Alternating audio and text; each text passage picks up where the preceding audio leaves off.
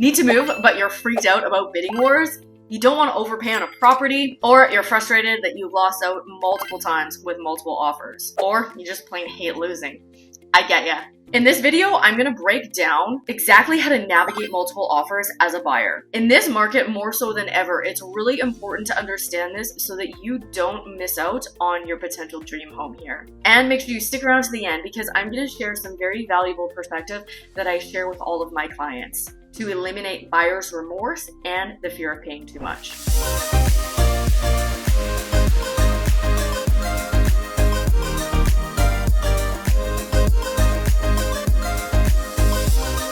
If this is your first time on the channel and you want to know everything there is about real estate in Vancouver and the surrounding areas, subscribe below. Tap the bell to be the first to learn what's going on in the current market here in Vancouver. My name is Megan Becker. My team and I get calls every day from people looking to make this incredible city their home. So whether you're moving in 9 days or 90 days, give me a call, text, or email, and I'm excited to help you make a smooth move to Canada's best city. Now let's talk multiple offers. I'm going to give you some context first and some definitions. There is a document that a seller and a listing realtor will need to sign before going to market. This is called an IDRPO. It stands for an irrevocable direction regarding presentation of offers. It's a long term, I know. IDRPO. Basically what it is an agreement between the seller and that listing agent of how they are going to handle offers. So in a really busy season, in a very competitive seller's market, typically what we see, and this is our strategy with sellers, is that we will sign an IDRPO that we're going to go to market. Usually our strategy is to go to market Monday or Tuesday of a week and then allow that property to hit the MLS, allow it to hit buyer searches, get the foot out there, and then we will usually have open houses, maybe Thursday, Friday, Saturday, or Sunday, get as many people into the door as possible, and then we take offers on maybe the Monday night or Tuesday night. And that's what's specified in that IDRPO.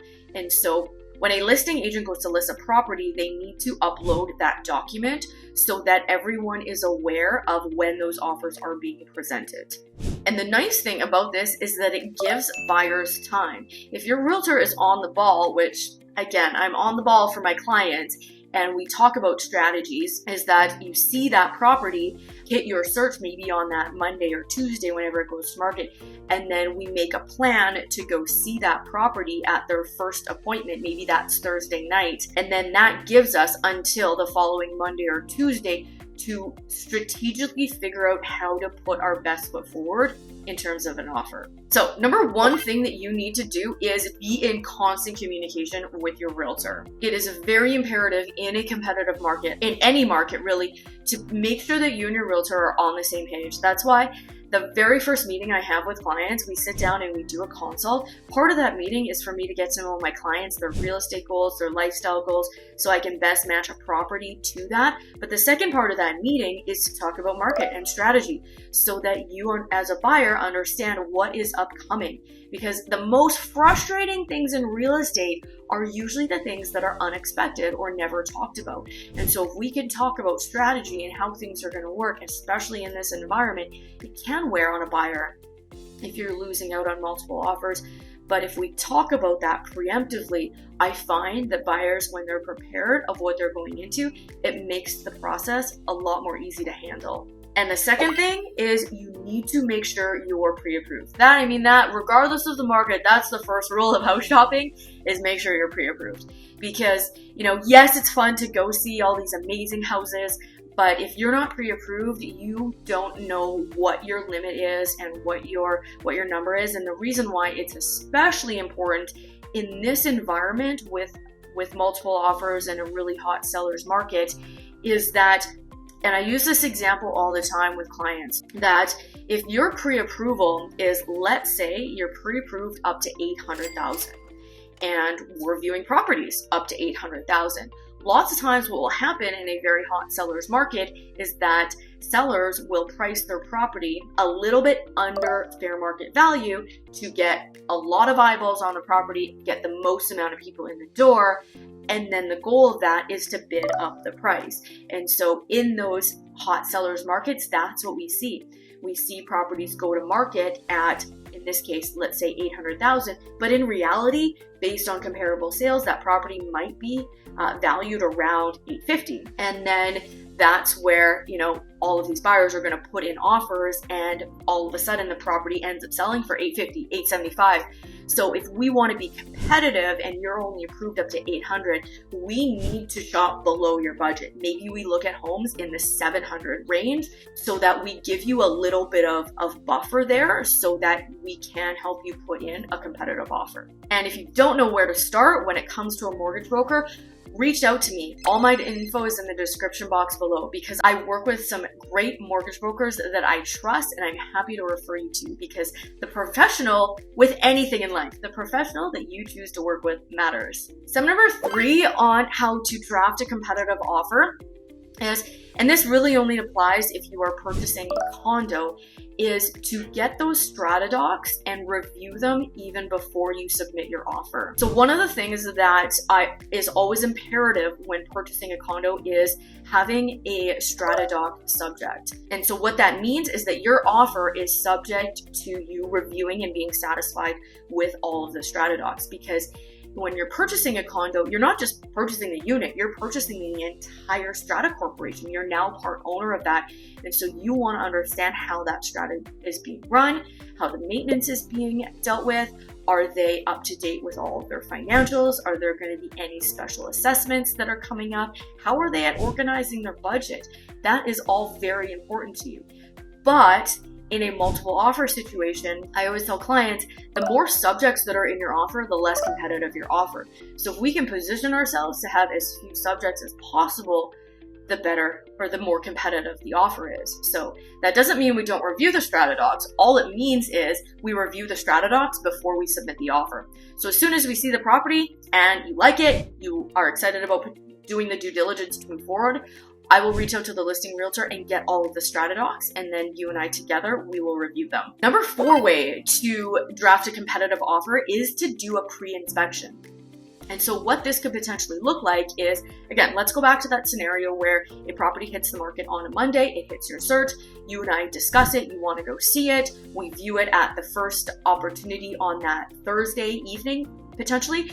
We really like the property, it's a really great fit. Let's say it is a condo, so we review the strata docs, but we know just based on history and based on what's going on maybe in the building that there is likely going to be a multiple offer situation here. Maybe we find out that it's priced really below market value there. And so one of the things that we can do is actually a pre-inspection. So same thing with the strata docs. I always encourage my clients, you want an inspection of the property that you're purchasing. And a home inspection isn't necessarily a pass-fail.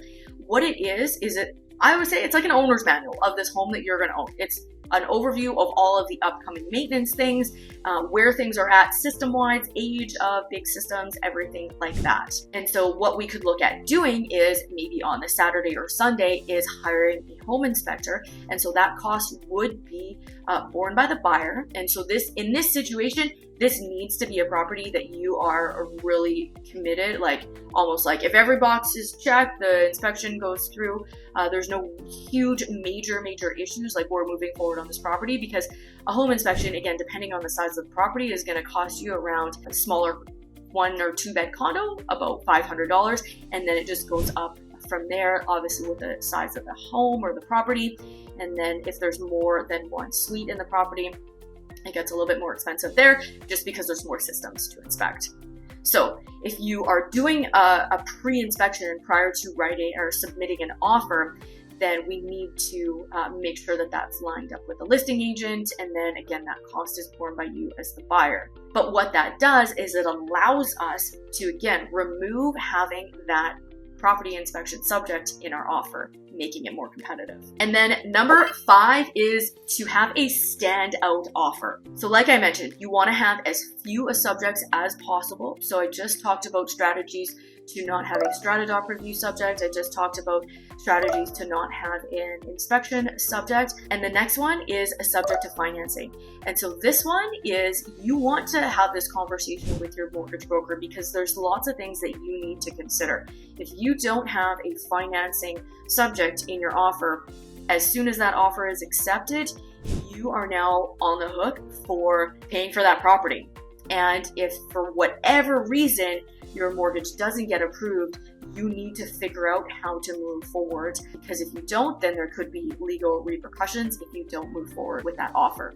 And so that's definitely part of the due diligence process. We'll talk about the pros and cons and what that would potentially need to look like. And then we want to get the seller preferred dates, basically all the terms and the subjects in the offer. We want to understand what the seller wants and be in a position to give the seller as much of what they want. Obviously, price is a huge thing, but in a lot of cases, dates could be a big deal as well. Maybe they're not closing on their property that they're purchasing for, an extended period of time. So if we can have a little bit longer of a close, that might be advantageous. But like I mentioned, having a subject-free offer is one of the best ways to be competitive, but that needs to be a conversation that you have with your mortgage broker. Number 6 is to make sure that you have a solidified sale of your home.